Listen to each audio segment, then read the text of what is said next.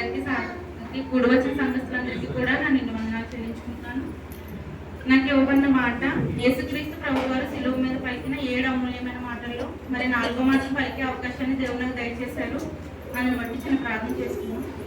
మహాపరిశుద్ధ మహాగణ మమ్మల్ని అతిమిక్కిగా ప్రేమించిన మా ప్రియ పరలోక ప్రభు, నీ ఘనమైన శ్రేష్టమైన నామానికి వందనాలు చెల్లించుకుంటున్నాను. నా దినం ఇతని ప్రభా, ఈ దినం ప్రభా తండ్రి గుడ్ ఫ్రైడే ప్రభా తండ్రి నేను సిలువ వేసిన దినమయ్యా, నువ్వు పలికిన తండ్రి 7 అమూల్యమైన మాటలు ప్రభా నాన్న 4వ మాట పలికే అవకాశం నువ్వు నాకు దయచేసావు ప్రభా. నేను కాదు ప్రభా తండ్రి నీ నిమిత్తము నన్ను వాడుకుని తండ్రి నీవే ఇక్కడ మాట్లాడమని వేడుకుంటున్నాను ప్రభా. ఇప్పటి వరకు మాట్లాడిన ప్రతి ఒక్క బిడ్డని కూడా నువ్వు జ్ఞాపకం చేసుకుని ముందు మాట్లాడే వాళ్ళకి కూడా నువ్వు జ్ఞాపకం చేసుకుని తండ్రి నీ జ్ఞానాన్ని మాకు ఇవ్వమని వేడుకుంటున్నాను ప్రభా. నా చిన్న దేని ప్రార్థన నీ భాషని చేర్చుకుని తగిన ప్రతిఫలాన్ని దయచేయమని నజరేయుడైన యేసు పరిశుద్ధ నామమున మీకు ఏమని వేడుకున్నాను పరమ తండ్రి. మనకు ఇవ్వబడిన మాట 4వ మాట మార్కు సువార్త 15వ అధ్యాయం 34వ వచనంలో రాయబడి ఉన్నది. ఇంచుమించు 3 గంటలకి యేసు ఎలోయి ఎలోయి లామా సబక్తాని అని బిగ్గరగా కేక వేసింది. ఆ మాటలకు నా దేవా నన్ను ఎందుకు చేయి విడిచితివి అని అర్థం. మరి ఇదే మాట మత్తయి సువార్త 27వ అధ్యాయం 46-47 వచనాల్లో కూడా రాయబడి ఉంది.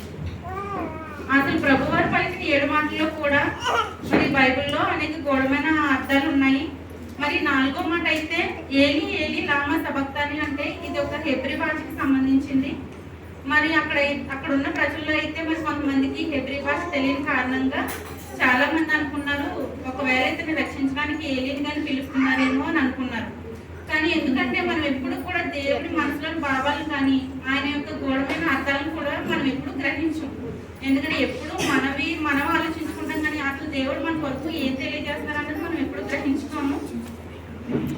ఎందుకంటే మరి దేవుడు పలికిన 7 మాటలు కూడా ఇప్పుడు దాకా పలికిన లెక్క అయితే మరి 4వ మాటకి ఒక అర్థం ఉంది. ఏంటంటే ఒక తండ్రి కొడుకుల మధ్య బాధాకరమైన ఎడబాటుని ఈ మాట గుర్తు చేస్తుంది మనకి. మరి తండ్రి దేవుడి ప్రభు వారికి కూడా ఈ లోకానుసారమైన సంబంధం కాదు, ఇదైతే పరలోకానుసారమైన శాశ్వతమైన నిత్యలోక సంబంధం, నిత్య జీవానికి సంబంధించింది. మరి ప్రభు వారి 4వ మాటలో మరి ఎంతో దీనంగా పూరితంగా నా దేవా నన్ను ఎందుక ఎంత శ్రమలో నా చేయి విడిచిపెట్టేసావని ఆయన ఎంతో శారీరక బాధను అనుభవిస్తున్నారు. ఈ లోకపరంగా మనం చూసుకున్నట్లయితే కనుక మనం 9 నెలలు కనీ పెంచిన పిల్లలే ఏదైనా చదువుల విషయంలో కానీ లేదా ఏదైనా సంథింగ్ ఒక విషయంలో కానీ అందుకు ఒక క్షణం మన కంటికి కనబడకపోతేనే మనం అసలు తట్టుకోలేము మన పిల్లల్ని. ఎందుకంటే మనం లేక కనీ పెంచుకుంటాం కాబట్టి. మరి అలాంటప్పుడు మరి దేవుడు కూడా తన కుమారుడే కదా యేసుక్రీస్తు ప్రభు, ఆయన మట్టుకు ఎందుకు ఈ లోకానికి పంపాలి? మనమైతే ఇప్పుడు జాబులకైనా దేనికైనా దోదేశాలు పంపుతాం కాబట్టి వాళ్ళు బాగుపడడానికి. కానీ దేవుడు ప్రభువుని లోకానికి ఎందుకు పంపారు? ఆయనకి ఏ ఉపయోగం లేదు ఇక్కడికి రావడం వల్ల. ఎందుకంటే మన పాపాలను పరిహరించబడడానికి ఆయన శిక్షను అనుభవించడానికి మాత్రమే లోకానికి వచ్చారు. ఇదంతా కూడా మనం చూపించే ప్రేమలు, ఈ తాత్కాలిక ప్రేమలన్నీ కూడా ఈ లోకానికి సంబంధించినవి. కానీ దేవుడు మట్టి మన కొరకు తన కుమారుని బలిగా అర్పించారు. మరి ఇంతకన్నా త్యాగం ఏ లోకంలో కూడా ఏ దేవుడు చేసి ఉంటాడు ఇంకంతే.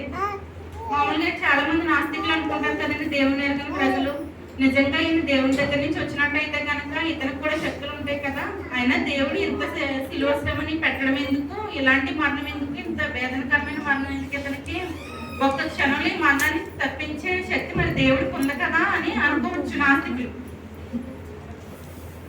కానీ ఇక్కడ మనం ఒక విషయాన్ని జ్ఞాపకం చేసుకోవాలండి, ఇది పరలోకానికి సంబంధంగా దేవుడు ప్రభువుని లోకానికి పంపలేదు.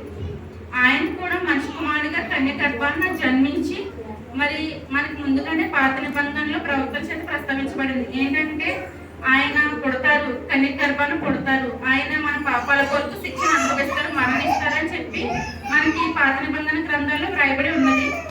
మరి అదేవిధంగా ఈ లోకాసారంలో చూసుకుంటే మరి అబ్రహాం గారు మనందరికీ తెలుసండి. అబ్రహాం గారికి మరి లేక 99 సంవత్సరాల వయసులో ఒక బిడ్డని దేవుడు ప్రసాదించాడు. మరి ఆ బిడ్డ పుట్టినప్పుడు మరలా దేవుడు బలిగా అర్పించమని కోరుకున్నాడు. అంటే ఇక్కడ కూడా ఒక రకమైన ఎడబాటును మనం గుర్తించవచ్చు. మరి మామూలుగా అయితే మనం అంటాం, ఏంటంటే నాకు లేక ఇచ్చావు, మరలా నా కుమారుని బలి అడుగుతున్నావు, ఇది అసలు న్యాయమేనా అని మనం అందరూ అనుకోవచ్చు. కానీ అబ్రహాం గారు ఏమాత్రం కూడా అలా అడగలేదండి. వెంటనే తన కుమారుని తీసుకుని బలి ఇవ్వడానికి తీసుకెళ్ళిపోయారు. మరి తీసుకెళ్ళినప్పుడు తన బిడ్డ కూడా ఏం అడగలేదు. మన బిడ్డలైతే ఎక్కడికైనా వెళ్తున్నామంటే అమ్మ వెళ్తున్నాం, ఏం కొనుక్కోవడానికి, ఏం తినడానికి, ఏంటని సవాలక్ష ప్రశ్నలు వెళ్ళే వరకు అడుగుతూనే ఉంటారు. కానీ అబ్రహాం గారి కుమారుడు మట్టి ఏ మాత్రం ఒక మాట కూడా అడగకుండా ఆ కొండ మీదకి తీసుకెళ్లిన తర్వాత కట్టెల మీద పడుకో అనగానే పడుకున్నాడు. మరి అక్కడ వాళ్ళ తండ్రి కొడుకుల విశ్వాసాన్ని మనం గమనించవచ్చు. అందుకే అబ్రహాం గారి విశ్వాస తండ్రి అయ్యాడు. ఇది కూడా ఈ లోకానుసార సంబంధమైనది. మరి అలాగే తండ్రి అయిన దేవుడు కూడా ప్రభు వారికి ఆయన మరణం కోసం ముందుగానే చెప్పారనమాట. నువ్వు నా బిడ్డల కోసం ఆ లోకానికి వెళ్ళాలి, ఆ లోకంలో నువ్వు శ్రమ పడాలి, మరణించాలి, వారి పాపాలన్నీ తీసివేయాలనేసి దేవుడు ముందుగానే తన కుమారునికి చెప్తే ఆయన అన్నింటికి ఆ శిక్షణ కూడా ఒప్పుకుని ఈ లోకానికి వచ్చాడు. మరి యెషయా 53:5 రాయబడి ఉన్నదండి. ఒకసారి, ఎందుకంటే చాలా మందికి ఆ వాక్యం తెలియదు, ఒకసారి చదువు. 53:5 మన క్రియలను బట్టి అతడు గాయపరచబడెను, మన దోషములను బట్టి మైకించుకుని చదువు. ఎందుకంటే ఇక్కడ చాలా మందికి అట్లా తెలియదు. మన అతిక్రమ క్రియలను బట్టి అతడు గాయపరచబడెను, మన దోషములను బట్టి నలుగగొట్టబడెను, మన సమాధానార్థమైన శిక్ష అతని మీద పడెను, అతడు పొందిన దెబ్బల చేత మనకు స్వస్థత కలుగుచున్నది. మరి ఈ అధ్యాయంలో కనుక వాక్యం చూసుకున్నట్లయితే ఆయన ఎంత శ్రమ పడ్డారో ఈ యొక్క చిన్న ముక్కలో మనకు తెలుస్తుంది. ఎందుకంటే ఇప్పుడు పొద్దున్న లేచిన దగ్గర నుంచి సెల్ ఫోన్ లో స్టేటస్లు పెడుతున్నారు. దేవుడు ఎలా అయితే ముళ్ళు కిరీటం పెట్టుకున్నారో అవన్నీ కూడా అవి చూస్తుంటేనే మనకి ఒళ్ళు గొప్పడుస్తుంది అనమాట. అందులో చూసి మనం ఏంటంటే ఇలాగా అనేది మనం అనుకుంటాం. కానీ ఈ వాక్యంలో అయితే చాలా వివరంగా ఆయన ఎంత మౌనంగా ఉండిపోయారో ఆయన శిక్షణ కూడా. మరి మనం అయితే చిన్న సరే తట్టుకోలేము. కానీ అన్ని శ్రమలు పెట్టినా సరే ప్రభు వారు ఎంతో గొర్రెవలి మౌనంగా ఉండిపోయారు. కానీ పల్లెత్తి మాట కూడా మరి శిక్షించవాలని అనలేదు. మరి కీర్తన గ్రంథం 22:1 చూస్తే, నా దేవా నన్ను రక్షింపకు, నన్ను ఎలా చేయవచ్చు, నీవు నన్నేలా విడనాడితివి, నన్ను రక్షింపక నా ఆత్మని వినక నీ వేల దూరముగా నున్నావు. ఈ వాక్యాన్ని మనం క్షుణ్ణంగా గమనిస్తే ఇంకా ప్రభువారు ఆ వేదన అనుభవించలేక, నా దేవా అసలు నన్ను ఎందుకు విడిచిపెట్టావయ్యా, నన్ను రక్షింపకుండా నేను చేసే మొర వినకుండా నువ్వెందుకు దూరంగా ఉన్నావయ్యా అని ఎంతో మరి బాధపడ్డారు. మరి ఆయన తెలుసు ఈ శిలువ శ్రమను తీసివేయడం ఆయన తండ్రి అయిన యెహోవా దేవునికి ఏమాత్రం అసాధ్యం కాదు. ఒక్క క్షణంలో ఆ శ్రమ నుంచి ఆయన్ను బయటపడగలిగే సామర్థ్యం ఉంది. కానీ ఈ భూమి మీద యేసుక్రీస్తు వారి రక్తం చిందించాలి. అప్పుడే కదా మన పాపాలకు పరిహారం జరుగుతుంది. ప్రతి మానవాళి పాపాలకి పరిహారం జరగాలంటే క్రీస్తు వారి రక్తం ఈ నేలపైన చిందించాలి. మరి తండ్రి ఒక్క క్షణం కూడా తన ప్రియకుమారుని చేయి విడిచిపెట్టారు కనుకనే ఈ లోకం పాపం నుంచి విమోచింపబడింది. లేదంటే ఈ మానవాళి ఎప్పుడో కనుమరుగైపోతుంది. మరి ఆయన మన కొరకు తన ప్రాణాన్ని అర్పించేశాడు. కానీ మనం ఆయన కొరకు ఏం చేస్తున్నాం? ఈ 40 రోజులు ఉపవాసం చేస్తున్నాం, అంతే కదా. మరి ఒకసారి యెషయా 58:3 ఒకసారి.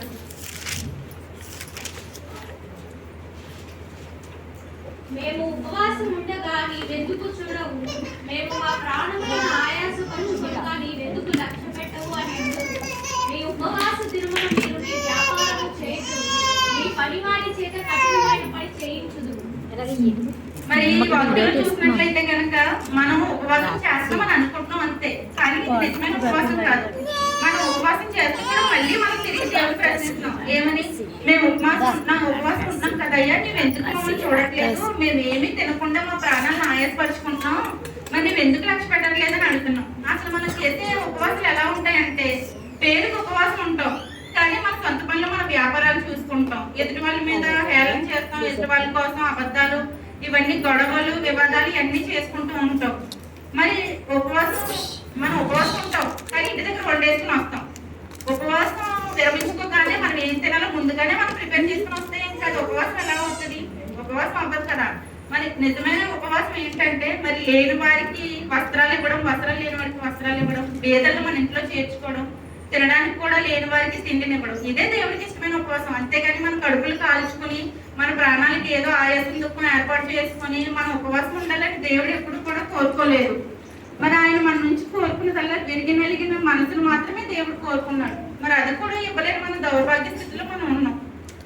అసలు ప్రభు వారి 40 రోజుల శ్రమలో అనుభవించి మరణం పొందారనుకుంటే అది మన పొరపాటే. ఎందుకంటే మనం ఎంతో అపరూపంగా ఆది కారణంలో దేవుడు వివరంగా తెలియజేశాడు. మనం ఎంతో అపరూపంగా తన స్వహస్తాలతో మనం నిర్మించుకుని మన నాసిక రంధ్రాల్లో